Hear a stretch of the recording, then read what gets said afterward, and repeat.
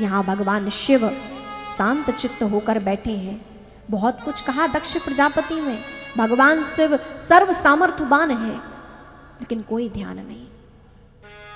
लेकिन यहां पर जब भगवान शिव शांत है ना, तो यहां दक्ष प्रजापति का क्रोध और बढ़ता जा रहा है। जब क्रोधी व्यक्ति के सामने शांत रहो, वो और क्रोधित होता है और दुर्वचन कहता है। तो यहां पर दुर्वचनी दक्ष प्रजापति ने भगवान शिव की शांति का गलत अर्थ ले लिया और श्राप दे डाला भगवान शिव को।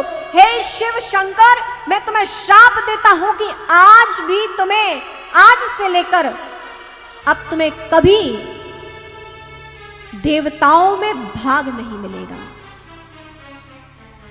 श्राप दिया।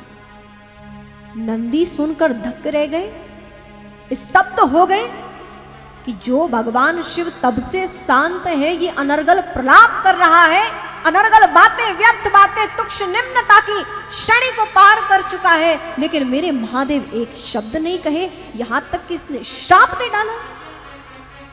कौन है ये शिव? हे दक्ष प्रजापति, मैं तुम्हें बताता हूं, कालम महाकाल कालम कृपालम, जो महाकाल है तुम उनको श्राप देते हो। हे दक्ष प्रजापति, तुम कहते हो शमशान में रहते हैं मेरे महादेव, बहुत तुम्हारे प्रलाप सुन लिए। हे प्रजापति दक्ष, अच्छे स्थान पर तो सब रहते हैं, लेकिन जहां कोई नहीं रहना चाहता उस भूमि को स्वीकार करते हैं मेरे महादेव। अच्छे को तो सब स्वीकार कर लेते हैं, लेकिन जिन्हें कोई स्वीकार नहीं करता, ऐसे भूत प्रेत पिशाचों को भी भगवान शिव ने स्वीकार किया है। ये सामर्थ्य केवल महादेव की है, जिसे सब दरवाजे जो बंद कर दे, उसके लिए दरवाजा जगन्नाथ खोलते हैं, विश्वनाथ खोलते हैं। जिसे किसी ने ना स्वीकारा हो, उसे स्वीकार करते हैं मेरे महादेव। भस्मी की बात करते हो, राख लपेटते हैं। अरे उस भस्मी का क्या कहना, जो एक बार मस्तक पर लगा ले तो उसके जन्म सफल हो जाते हैं, उसकी भाग्य रेखा बदल जाती है। ऐसे है मेरे महाकाल, और तुम अनर्गल प्रलाप कर रहे हो। जाओ, मैं भी तुम्हें श्राप देता हूं। जिस मुख से तुमने भगवान शिव को श्राप दिया है, मैं भी तुम्हें श्राप देता हूं कि आज से तुम्हारा ये मुख ही ना रहे। बहुत मैं करने का व्यवहार तुम कर रहे हो, अभिमान हो गया है। जाओ, तुम मैं करते हुए बकरा बन जाओगे, तुम्हें बकरा का मुख लगेगा। पलट के फिर श्राप मिला कि जाओ शिव भक्त, तुम लोग अपने उस उच्चतम शिखर से नीचे गिर जाओ, अर्थात तुम्हारी साधना में स्वच्छता पवित्रता का कोई ध्यान ही ना रहे। आपस में सापाशापी होने लगी, और उस पवित्रता के कारण आगे भगवान शिव के भक्तों का ओगड़ पंथ चला है।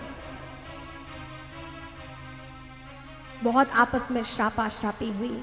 भगवान शिव तब भी कुछ ना बोले, परम शांत होकर पहुंचे हैं कैलाश पर। परम शांत होकर बैठे हैं भगवान शिव। भगवान महाकाल का स्वरूप है, जिन्हें के क्रोध में संपूर्ण सृष्टि भी भस्म हो सकती है, लेकिन जब भगवान शिव शांत हैं तो सृष्टि के सारे दुर्गुणों को सहन कर रहे हैं। श्रेष्ठ व्यक्ति में सहन करने की बहुत बड़ी क्षमता होती है। जो दुनिया का नेतृत्व करता है, संसार का नेतृत्व करता है, उसकी सहन शक्ति देखिए। जब समाज में, परिवार में, जब आप समाज के मुखिया हो, परिवार के मुखिया हो, तो आपको बहुत कुछ सहना पड़ता है। सहनशीलता ही आपको श्रेष्ठ मानव बनाती है। बहुत कुछ उसे सहना पड़ता है, सब कुछ सामंजस्य करने के लिए।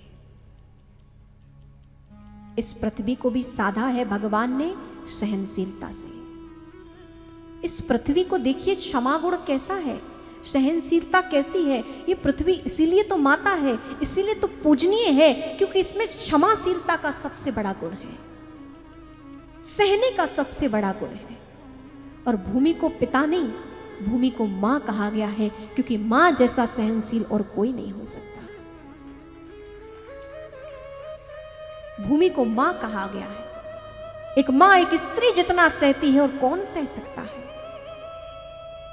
सब जगह से सहने वाली है, इसीलिए उसको धरणी कहा गया है। धरणी मतलब जो धारण करे, क्षमाशीलता की जो प्रतिमूर्ति है, इसीलिए कहा गया है कि हमारे सनातन धर्म की विभूति है माताएं,